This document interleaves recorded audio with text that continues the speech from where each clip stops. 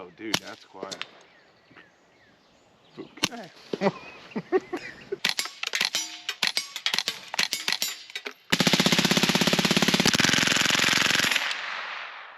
Vance from Vbd-Retail here, and today we are talking about the Tiger 22 suppressor. Now, we got ourselves two of these Tiger 22 suppressors, and you're probably thinking, why do you need two Tiger 22 suppressors? Well, that's so we could break one, and I had a lot of fun breaking one. The last one sounded a lot louder. But why would I want to break a Tiger 22 suppressor? Well, it's because these are not just 22 rated, they're also limited 5.56 rated. By that, I mean it says that you can put these on 5.56 bolt guns. You don't really see that ever on a 22 suppressor, so I kind of took that idea and pushed it to its limits. I mean, if it can take a bolt 5.56, how much can it actually take? And we found that out. So, starting with what the Tiger 22 is, it is an all-titanium suppressor. It comes in at 3.5 ounces out of the box. Now, 22 is dirty, 22 gets some buildup, so it won't be 3.5 ounces for long until you clean it again.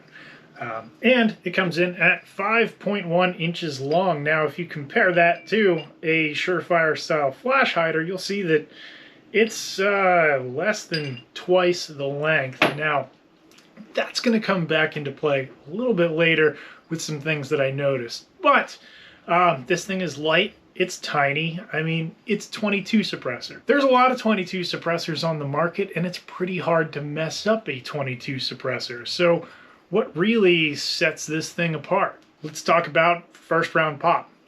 Nothing.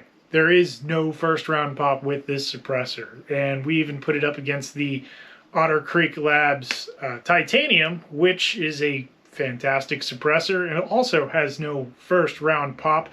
And side by side, they just both performed excellent there. Whereas my OSS Rad 22, a little bit of pop, and actually the venting on the end of it seemed to throw more dirt and grime back towards me rather than push it out of the suppressor. This thing performs really well. I mean, as most 22 suppressors do. I really only think the bad 22 suppressor I've ever seen was a registered Form 1 suppressor, and that wasn't that great. We're talking Wix filter level machining on something like that. This thing, I mean, insanely quiet. Even shooting supersonic ammo, your pro is optional.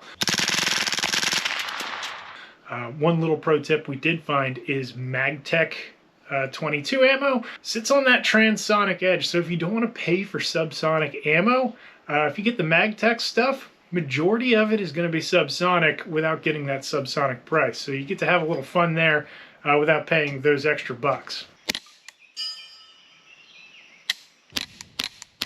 What we have is an ultralight 22 suppressor. I mean, 3.5 ounces is at the bottom end of what most 22 suppressors weigh. There may be one or two companies that have something smaller that's lighter with that capability of inadvertently being able to handle 5.56.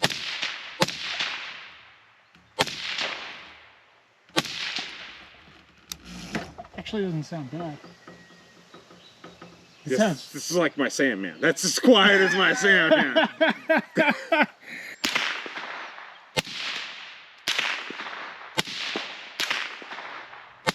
Now, after shooting that, I realized that this thing actually sounded awesome on an AR. I mean, look at how small it is. There's absolutely no way, but it sounded great. I decided to keep running with that because, one, I had the goal of breaking this thing, and two, I was just quite amazed that something so tiny could be such a good suppressor. I mean, just the size diameter difference there is nuts, you know?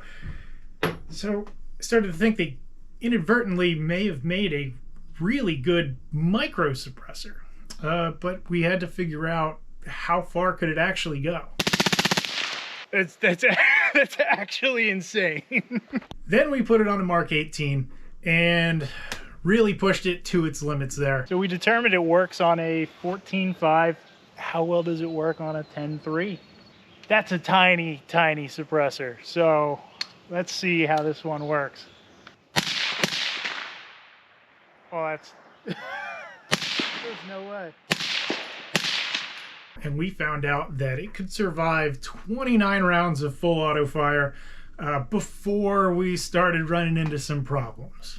So this is utter misuse of this suppressor, but can it handle 30 rounds automatic on a 10.3? And we're gonna find out for science.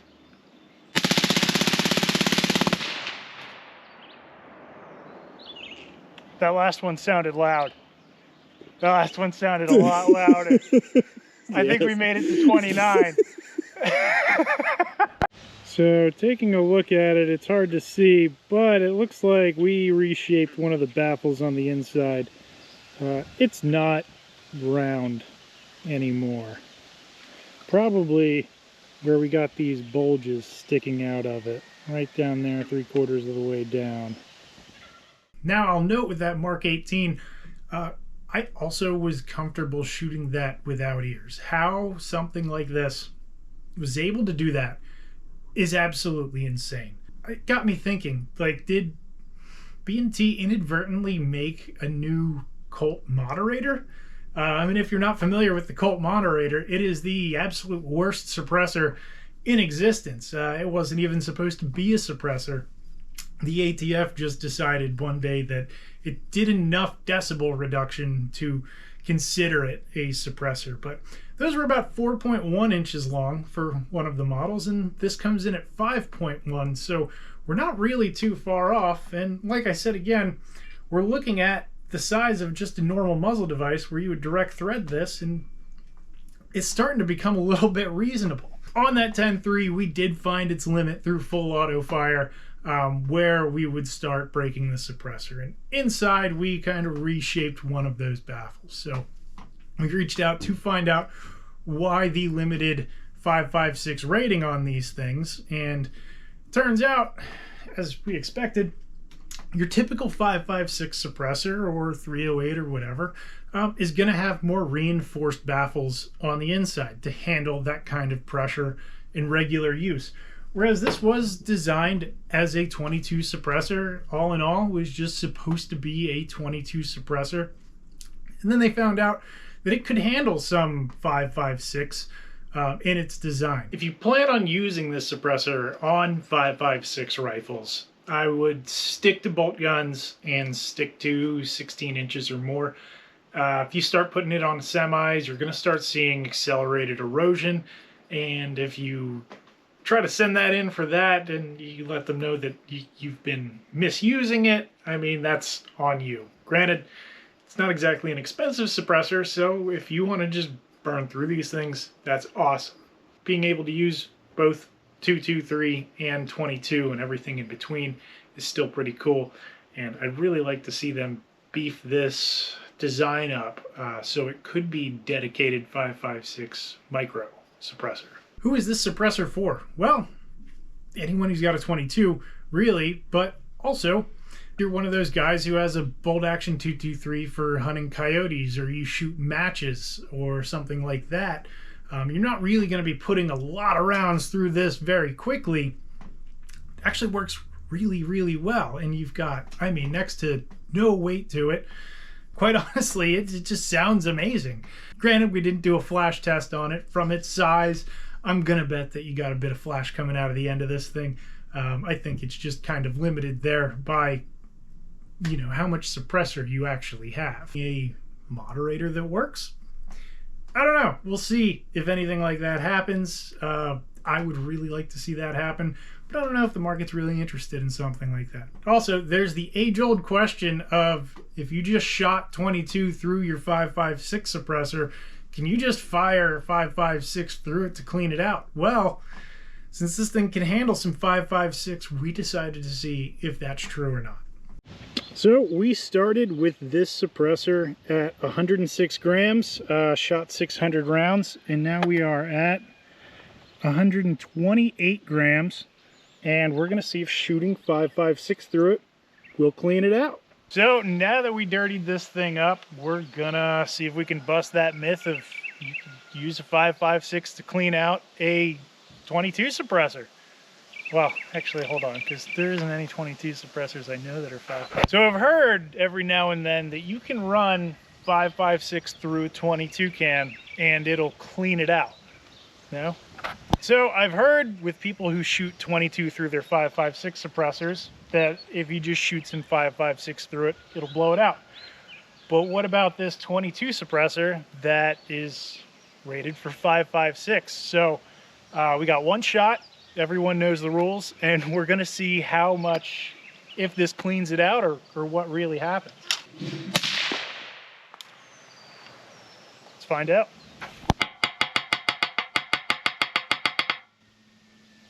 So we're getting some crud coming out of this thing.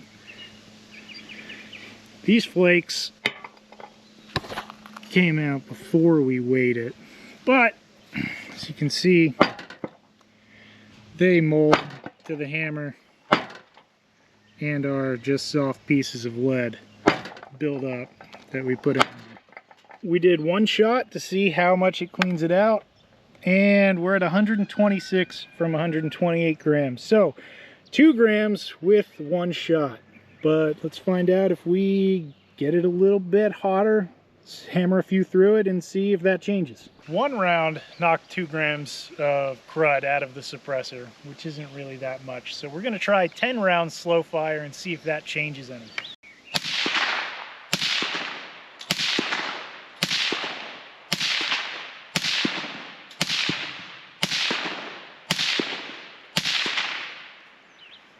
Let's find out what that did. 10 rounds slow fire. Let's see.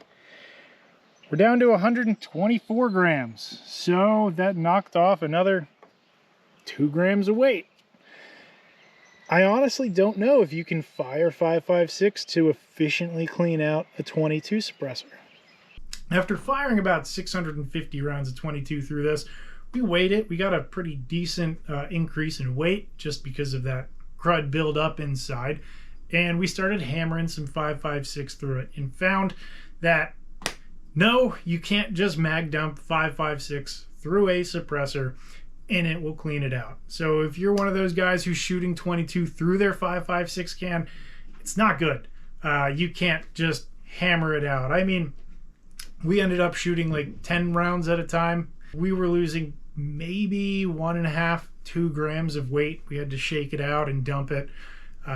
It's just extremely inefficient. I guess in theory you could, but it would take you a lot of ammo to clean that thing out, and you're just building it up so much faster than you would be blowing it out using that. So in my opinion, I really don't think that that works. Thank you guys for watching the channel, supporting us. Keep an eye out for what's coming up next. I know we have an SQD-M suppressor that we're probably going to follow the same page as this and abuse it, put it on things it's not supposed to be on, and see how it performs. We're starting to turn a little bit of a new page here and see, you know, where can you actually push some of these designs, where the limit is listed, and realistically, what could you do with it? So we'll see you guys next time. Have a good one.